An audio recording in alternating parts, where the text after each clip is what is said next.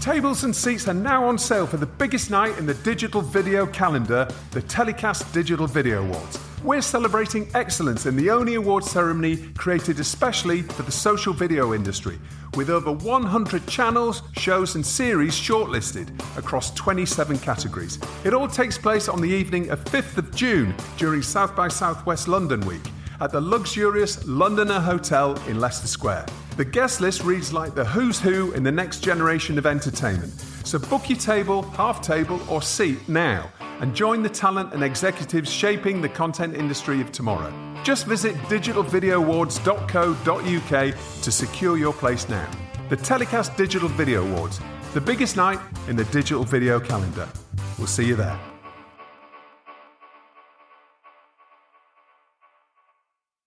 TellyCast. Hi, I'm Justin Crosby and welcome to another TellyCast. Before we get into this week's show, I wanted to encourage you to subscribe to TellyCast for free on YouTube. Our channel is growing fast and we'd love you to be part of our community there, so please do click on the link in the episode description and hit that subscribe button. Okay, so this week we're in Toledo, Spain for Conecta Fiction and Entertainment, where over 1,000 execs from all around the world, and especially Spain, Portugal and Brazil, gathered for the 8th edition of the TV industry event. My guests are Renato Martinez, VP Content and Acquisitions at Endemol Brazil, maria.ruaaguete, Senior Director at Research Business Omdia, and Paloma Mora, CEO of Valencia's TV on Producciones. They're coming right up on this week's TellyCast.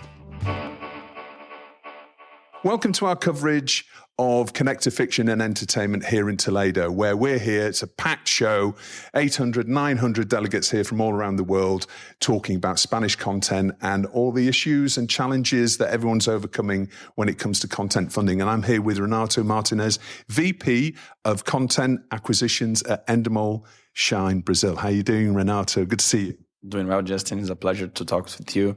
So thank you very much for the invitation. I'm going to ask you sorry for my English sometimes, but let's move forward. Well, I'm sorry for my Portuguese, it's and my Spanish and all the other languages that I don't know. But so you've got a big role at Endemol Brazil. Tell us about what that entails.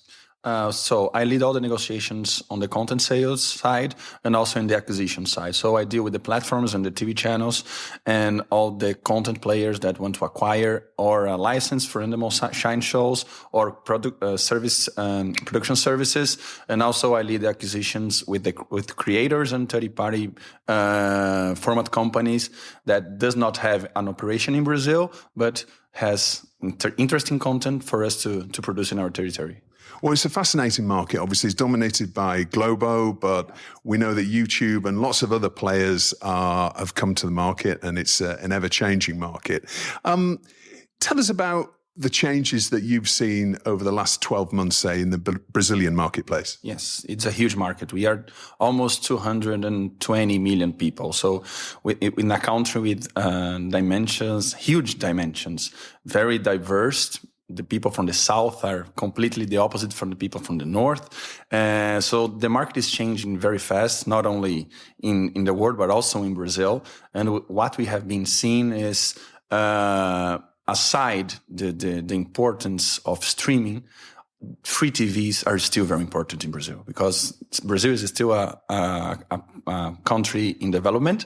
So if you go to some places that they don't have a big economical situation, TVs are very important for the people, for the culture, and also in the main markets like São Paulo, Rio, Minas Gerais, Brasilia, streamers are very strong. So in these two areas, not only streamers and free TV companies, and also YouTube that applies to everybody.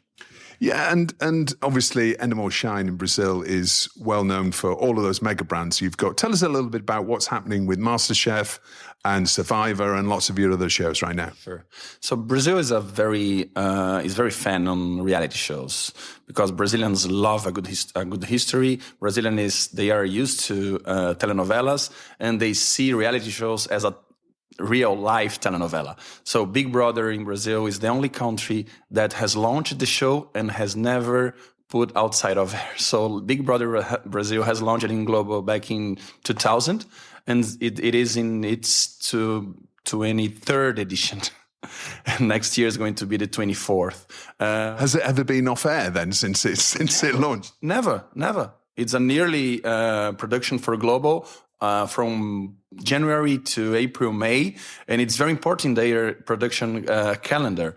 And as for MasterChef, we are now producing and airing the 11th season for MasterChef, and we have already produced 4 seasons for MasterChef Professionals, 2 seasons for MasterChef Junior. Also for Altogether now that you guys know very well in the UK, we have produced already 6 seasons of the regular version, and we have created a spin-off for kids that we have produced 5 seasons for TV Record.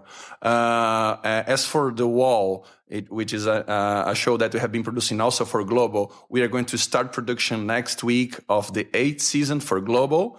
And as I'm telling you about the Bunny J brands, but also we give production services to other companies. And for Netflix, we have produced already 4 seasons of Love is Blind, and which is launching right now in this very day in Brazil. All right. Okay. Wow. That's incredible. I mean, obviously a huge lineup of very successful TV brands. Now, you talked about acquiring shows from creators, and can you just expand on that a little bit?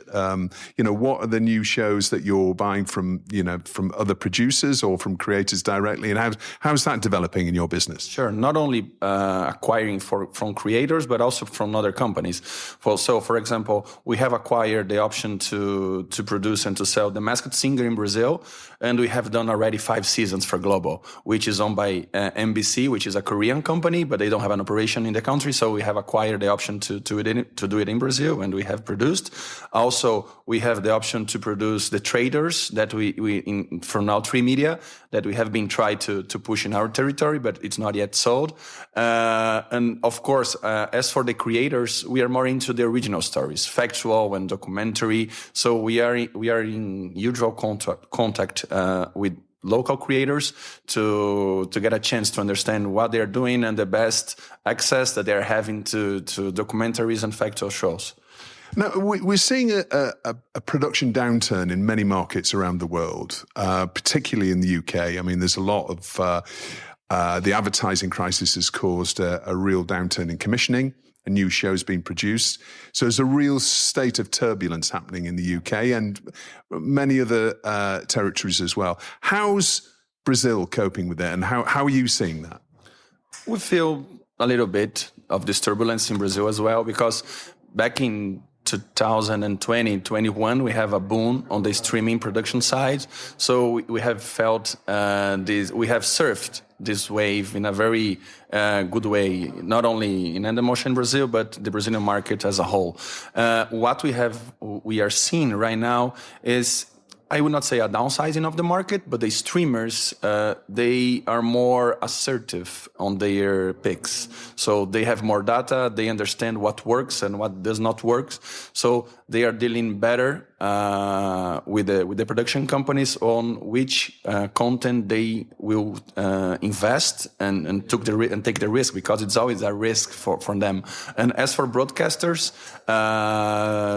it's a tough moment for the broadcasters, not only in Brazil, but I think all over the world. But as I mentioned to you, broadcasters and free TV channels in Brazil, they are big still. And I think they're going to continue to be. And they are important not only for the culture, but to lead information to the population. And we've seen YouTube become a huge player, even bigger than it was before, and eclipsing Netflix globally in terms of streaming popularity. And I know that you have a really novel windowing model when it comes to MasterChef. Can you tell us about that? Sure.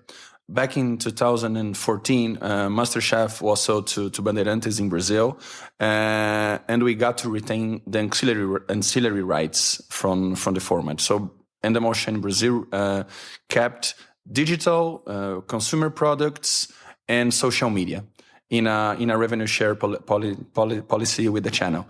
And we realized with the channel that YouTube could be a complementary audience for window for our audience that is not in Bandeirantes channel.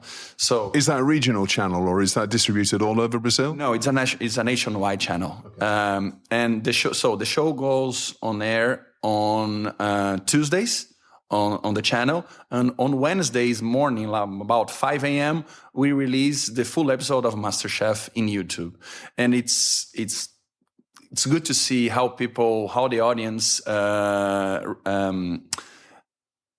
reacts on this strategy, because the show has been released on very late night, so we see that people finished to watch in YouTube while they are heading to their jobs. So we see a big wave of consuming of in the morning. In the morning, people in trains, people in buses, while they're going to their jobs. There's a lot of audience at this very time, and along the week we have a dedicated team to produce exclusive content of MasterChef, of course, taken out from the original show, but we have lists to keep the audience engaged. Behind the scenes, extra content. Everything, extra content aside the full episodes. And it was such a massive hit that 2 years after, Discovery at that time came to us and they wanted to be the pay TV window for MasterChef in Brazil.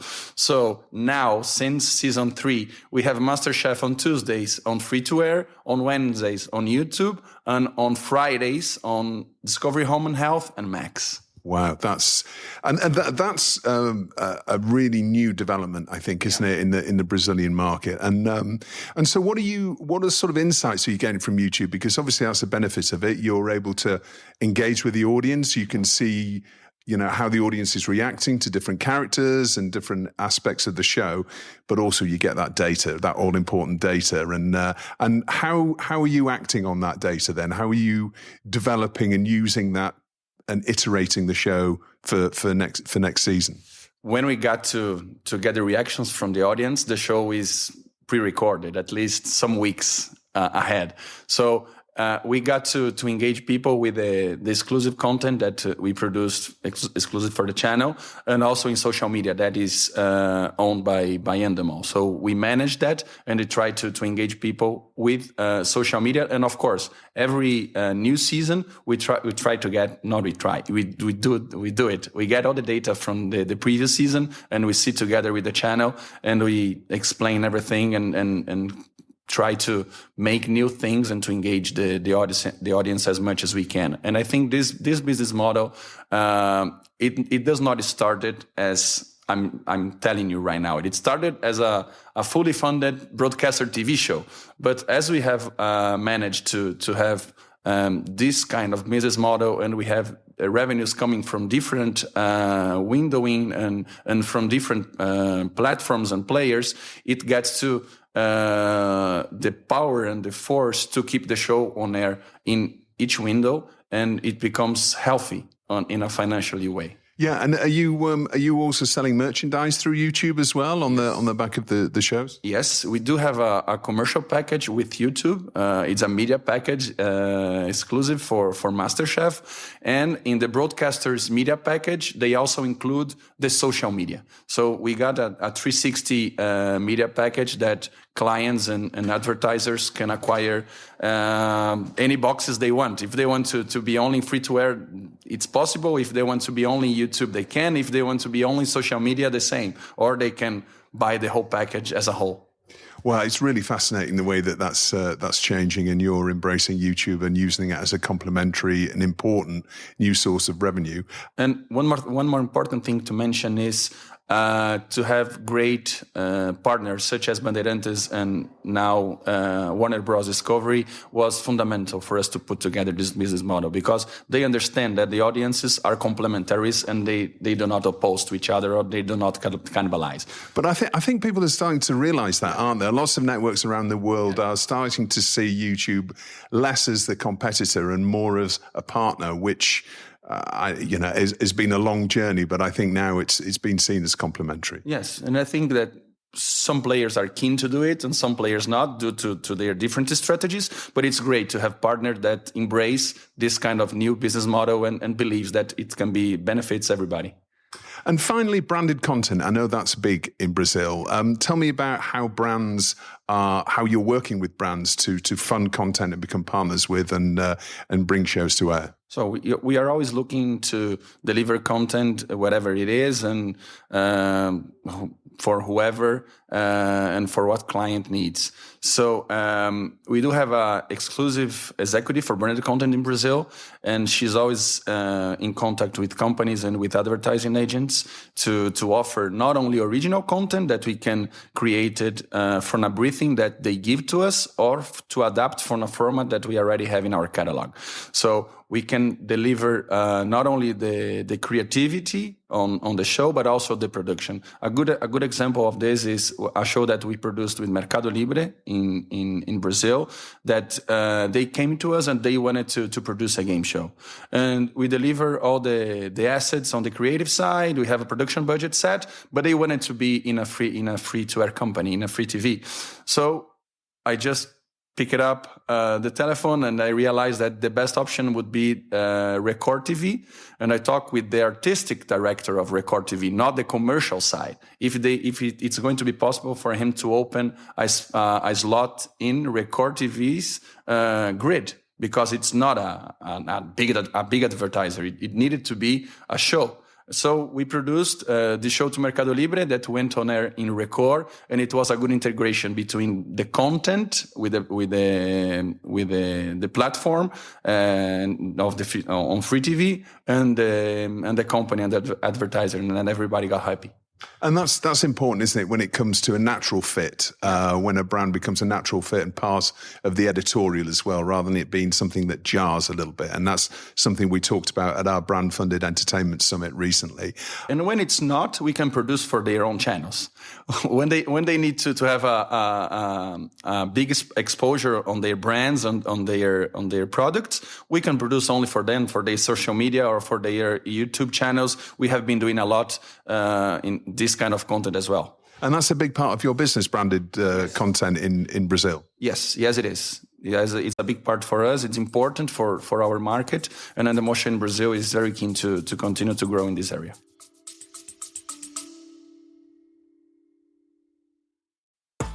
Want to get ahead in digital-first content? The Drop is the go-to newsletter for industry professionals, delivering insider news, trends, and insights straight to your inbox. Navigate the fast-changing landscape of digital-first production, distribution, and monetization. Sign up now for free at dropmedia.co.uk and stay informed with The Drop.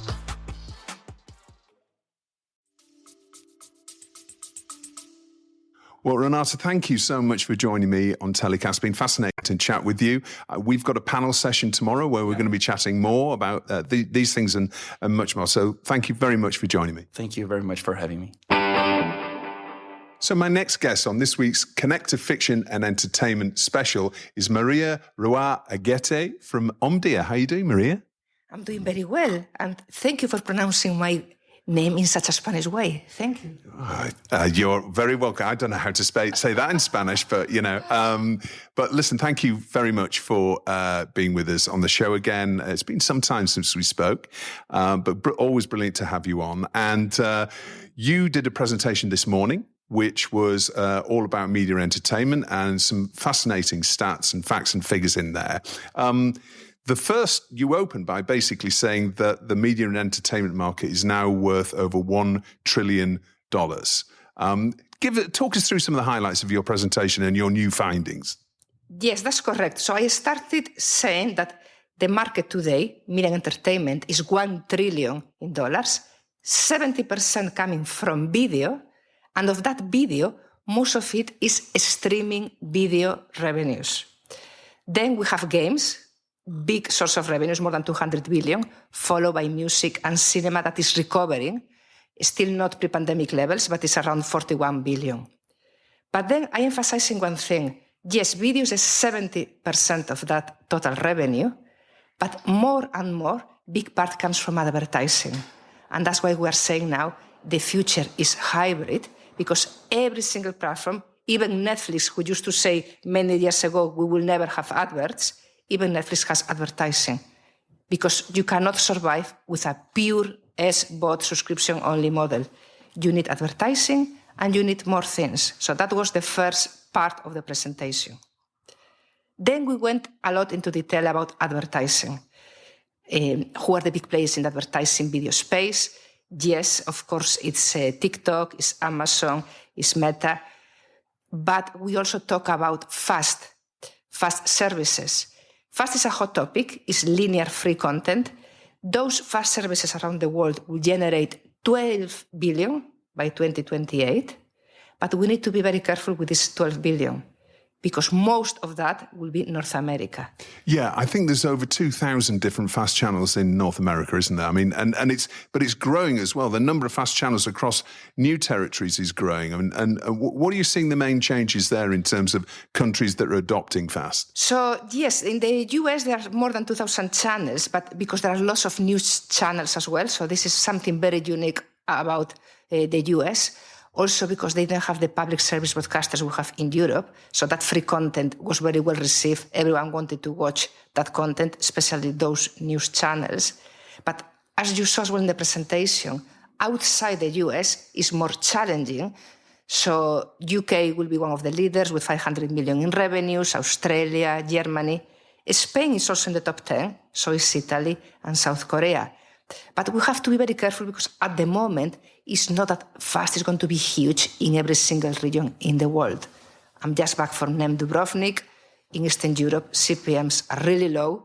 Fast is tiny. Middle East, CPMs really low. Fast is tiny. So it's not that it's going to be a huge opportunity every single region in the world.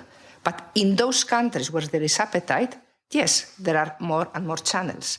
And it's really interesting, isn't it? Because a lot of the TV manufacturers are now actually losing money on the hardware that they're selling, and their new revenue streams are essentially becoming advertising and fast. And in some cases, in the States, I know there's new companies that are actually giving away TVs in order to get those free boxes into people's homes and watch those adverts. Of course, because what you want is to own the data, to own the consumer, to own the eyeballs. So, yes, hardware companies, smart TVs, they have been losing money selling those TVs. The profits are below 1% and sometimes even negative. But with advertising, with services, profits are more than 50%. So it makes sense, sometimes even giving that hardware away to be in the home, to push your advertising, and then a step further is if you are a retailer, you buy that smart TV, you own the OS, you own the whole end to that consumer, then you can get not only advertising revenues, advertise the content you want, the consumer can click and buy your products. So you're talking about retailers like Tesco's, for example, actually buying TV companies and giving those TVs away, essentially? Tesco, Boots, all the retailers. I mean, we saw in the US what happened with Walmart. They bought Visio that allows to own the end users to put the adverts and then buy things from Walmart. I think what they want is to have the Amazon model. Amazon doesn't generate money through the TV content, but they do it with the next day delivery, with the e-commerce. So there is a lot of money coming from commerce, and this is what they want to do. And even Netflix, they announced now they're going to open these big stores where they will have an experience, where you can buy the content you see in the shows. So again, Netflix is an example of how things are changing. It's not SVOD anymore. It's music, it's games, it's retail, it's experiences. So companies need to evolve, need to innovate to get more money to monetize the investment in content, because it's not possible to do it with an SVOD subscription. And another interesting fact and figure that you came out with was Instagram Reels. And the rise of Instagram Reels in terms of share of streaming. I think I saw it was second in the US to YouTube. So that's above Netflix in the US and in the top 3 or 4 in most of the other major markets. That's an amazing rise for Instagram Reels. Yeah, I was very surprised as well because this data was just released yesterday. So we partnered with Ipsos, Omdia and Ipsos partnered in this consumer survey, and we were very surprised to see how popular Instagram Reels became and how often, because this is for the general population, so it was not only under 35s, 45s, so for the global population, Instagram Reels in the US became the second most popular source of video after YouTube. YouTube is still number one everywhere in the world where we do a survey. Even in Middle East, that I just came from Middle East a couple of weeks ago, countries like Saudi Arabia consume more YouTube videos per capita than any other country in the world. So YouTube is the number one, but number two is Instagram in many countries, above TikTok. It used to be TikTok a few years ago, now it's Instagram Reels. And then in terms of SVOD, it can be Netflix, it can be Amazon, it varies country by country. And another highlight, in the US and in Brazil, fast channels come on the top 10. We have a company like Samsung that they used to sell TVs. Now they are the favorite video service in Brazil, in the top 10. We see Pluto TV as well, that this year they celebrate the 10th anniversary, one of the most watched video services in Brazil as well. And then in the US, you have Tubi, you have Roku. So fast services became so popular in Brazil and in the US, more popular than pay TV. That was another metric that surprised us as well, me and my team, when we were doing this presentation. More people in the US and Brazil watch those free fast channels than they watch Comcast or a pay TV service, which I found very interesting. Well, it's a really turbulent industry, isn't it? The change is happening all the time. We've heard today from YouTube in Brazil that they've actually acquired the right. One YouTuber in Brazil acquired the rights to the World Cup, and they were streaming it, which is an extraordinary deal. And so we're seeing all sorts of new deals that are happening, distributor to distributor, channel owner to channel owner, and windowing is becoming a really hot topic as well. But there's so much to go through, Maria. Even Netflix with live sports, going back to Netflix, we will never have advertising. They have advertising. We will not really interested in live sports. They will have live sports. So everyone is trying with everything because every single company in the world needs to find sources of monetizing content, new sources of revenue, reduce churn, and have content that people want to watch. Well, it's a fantastic presentation. I know we haven't got time to go into AI and all the implications of AI, which is a big part of it as well. So how do we access the presentation, Maria? How can viewers and listeners access the presentation? So the presentation is a deck of 70 slides that are available on request only. So you can email me, maria.ruaaguete@omdia.com, and I may send it to you for sure, Justin, and for your listeners as well. I will be happy to share the deck with anyone you want me to share it with. Okay, perfect. Well, I'll put Maria's email address in the episode description, so you can check that below and look on your podcast service where we've got the episode description. Maria, thank you so much. Great to see you here in Toledo, your home country, and it's lovely to see you in your element here. Thank you very much, and thank you for coming to Spain. Next year, this will be in Spanish. What about that? Sí, muy bien. Fantastic, gracias. So my next guest on this week's TellyCast special from Conecta Fiction and Entertainment here in Toledo is Paloma Mora from TV on Producciones. How are you doing? Fine, thank you. Great to see you, and looking forward to speaking more on our panel tomorrow. You're going to be a guest on that panel, which is brilliant. One of the things that we've been talking about is different funding models and different ways of raising finance, which is a key topic, obviously, in any industry event, particularly now, as there's various different challenges right across Europe. But I know your business, you've really seemingly perfected the co-production model. You've currently got 6 co-productions happening.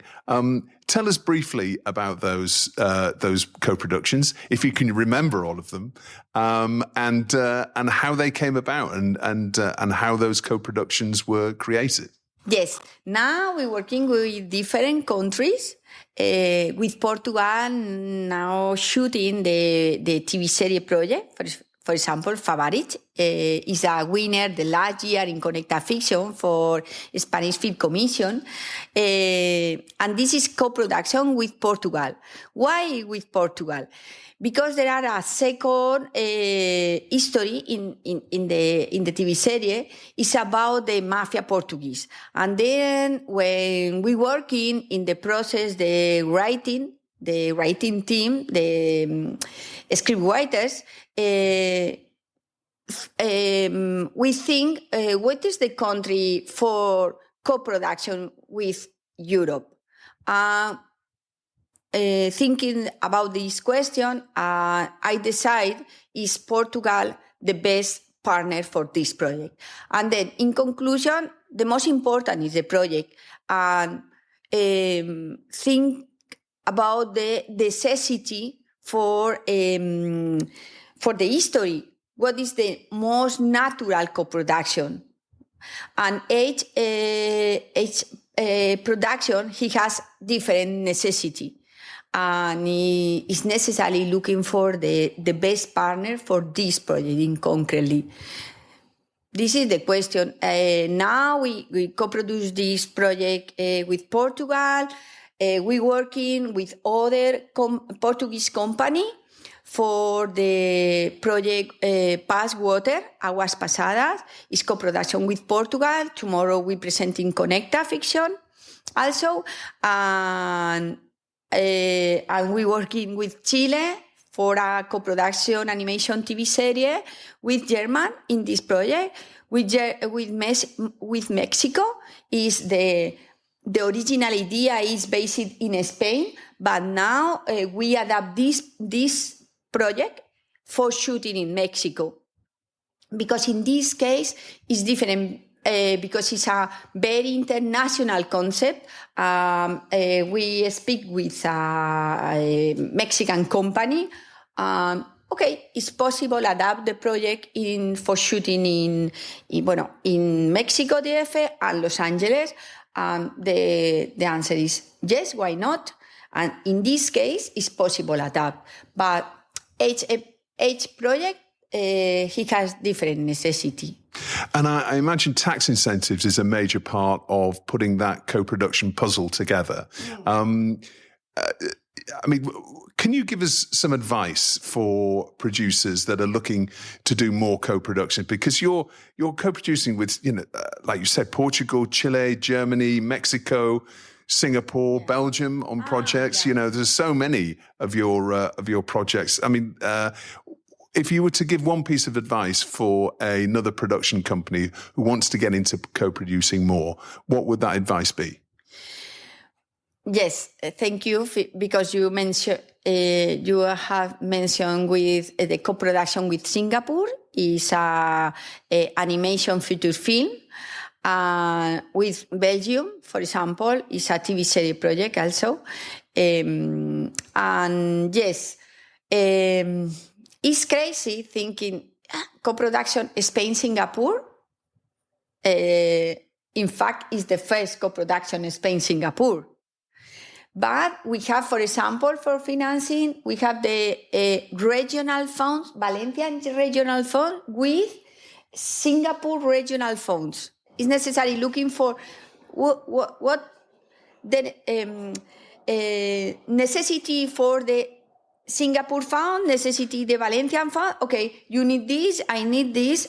Looking for the solution for complement. We are complementary.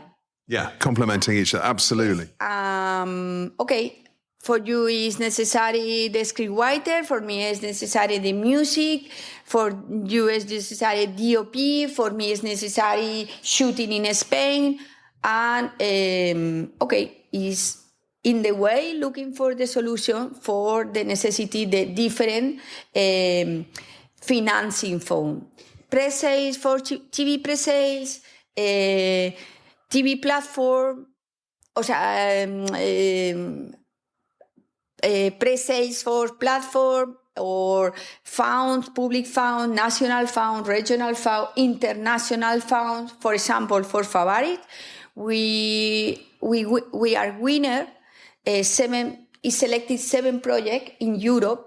There are 2 Spanish projects, and Favorite is 1 Spanish project selected. Well, it looks fantastic. And so you had funding from Menorca, from Spain, from Portugal. Exactly. For example, Favorite, we have 4 languages. Menorcan language. Menorcan language is very specific for this territory, but it's necessary because this is a real language in this place.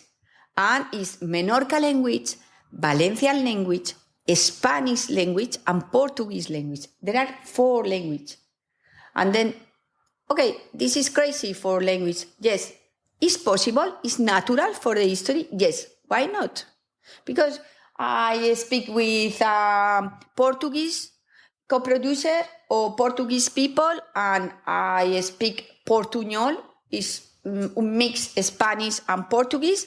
The most important is I like understand you. Anyway, I said the people speak the same language and no understand. Yes? Yeah. And or ¿cómo se llama este? We have that with many accents and different. Only speak Korean people. But why not different language? It's possible mix different culture, different language, different talent, different shooting in different countries. Well, you seem to have perfected that. I mean, is there really an enormous amount of admin involved in that? I mean, imagine lots of paperwork involved in all of those film funds and local funds, regional funds, and with different production partners and networks, etc. I mean, you must be pretty good at the paperwork. It's not easy, eh? It's not easy, but it's possible. Normally, we have 2 years for looking for the different piezas, pieces for puzzle. Puzzle. Thank you. Sorry for my English. My English is freestyle. And the most important is looking for the different, we have the complete. Yeah, putting the pieces together and making a whole. Exactly. Fantastic. Paloma, thank you so much for joining me on TellyCast. It's been lovely to meet you, and Favorites looks fantastic as well. So can you talk about the broadcaster? Is there a broadcaster attached yet? Can you announce them? In Favorites, we have Eurimas support. We have Valencian Institute of Culture. In Valencia is regional funds, Balearic funds, yeah. TUIS or ICIC is Institute Culture of Balearic. Yeah. We have Max platform. We have RTP because it's a Portuguese TV, national broadcaster. And we have 2 regional TV, Valencian TV, Apunt, and Balearic TV, IB3. Wow. Okay. Well, it's an amazing lineup. Congratulations again on that project. It looks fantastic, and best of luck with your pitch tomorrow at Conecta Fiction and Entertainment, and best of luck with everything. Yeah. Thank you. Well, that's about it for this week's show. I hope you enjoyed it. TellyCast was produced by Spirit Studios and recorded in Toledo. For videos featuring the movers and shakers of the TV and digital content industries, don't forget to subscribe to TellyCast on YouTube. Just click the link in the episode description and hit subscribe. Until next week's show, stay safe